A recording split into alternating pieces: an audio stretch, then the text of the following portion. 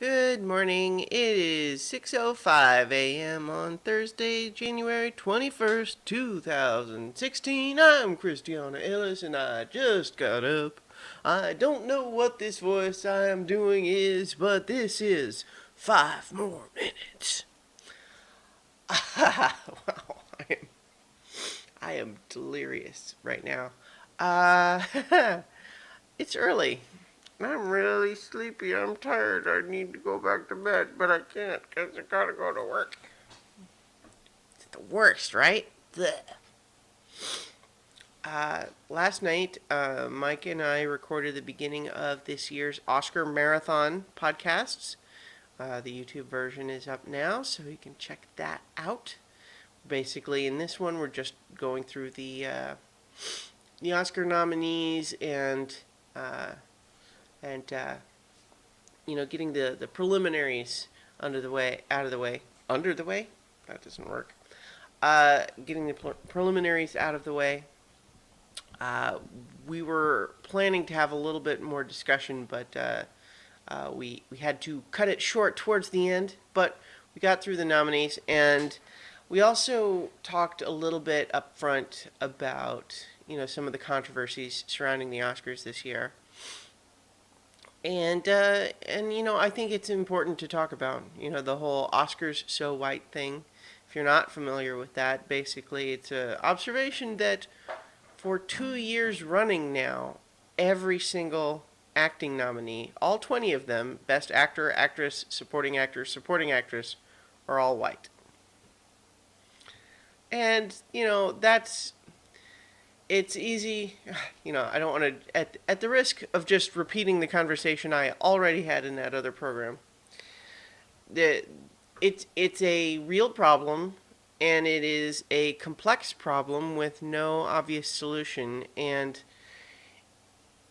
because everybody has an instinct to want to oversimplify these sorts of complex problems, there's a temptation to try to distill the problem down into just calling the Academy members racist.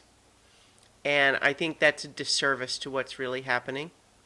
It is a real problem, I believe it, but it's not one. This is not an example of KKK. I hate black people racism. This is a problem where it's just when you do not have a diverse body doing the voting, they are very and when they're voting on something that's inherently subjective, they're going to vote for the things they like best. But if they are not diverse, then their preferences will not be diverse either. That's just how it works. So, if the American movie going public is diverse and they like diverse selection of movies and actors and so on, then their choices are going to be diverse. And so it's just a question of, do the Oscars want to reflect the tastes of the American public? I would expect that they would want to, because that's the way to get people to watch the Oscar telecast. Um, but right now, the Oscar nominations just reflect the tastes of the people in the Academy. And it becomes this cycle where, you know, who are the people in the Academy? Well, they're the people who have, previously won, and they're influential people in the film industry, right? And what do they vote for? They vote for the movies that have characters that they identify with, and for movies that speak to issues that they understand and feel passionate about. And then and those are the movies that win the awards. And then when new movie makers are wanting to make new movies and hoping to win awards, they're going to look at, well, what movies won awards last time? And we also remember that a lot of the filmmakers are coming kind of from the same pool of people. Um, so what movies then get high profile attention in Hollywood have the sort of networking connections to get people to see their movie.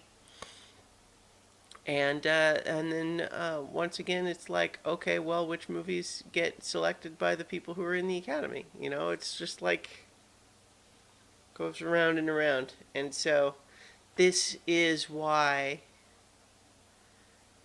proactive diversity uh, efforts are value added, because it tries to bypass that cycle where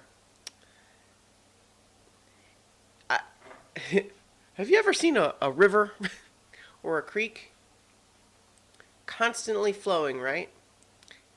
And for the most part, that keeps it kind of clearer and fresh. But what happens in a river where you have some sort of a feature that blocks off a part of it from flowing and isolates it from the rest? That part becomes stagnant, and it can start to look gross. Maybe it has weird foam floating on it, gets muddy, it's gross looking. Because it's stagnating, because it is not allowed to continue to have flow through it. And I think that that's what can happen when you don't, it just, when it's not diverse, there is not an internal pressure to be more diverse. And so it just depends, I guess, on whether you think it ought to be diverse or not. Anyway, I just repeated a whole conversation that I already had in that other video. But if you want to see me have that conversation with Mike, check out that other video. Otherwise, I will talk to you tomorrow for 5 more minutes.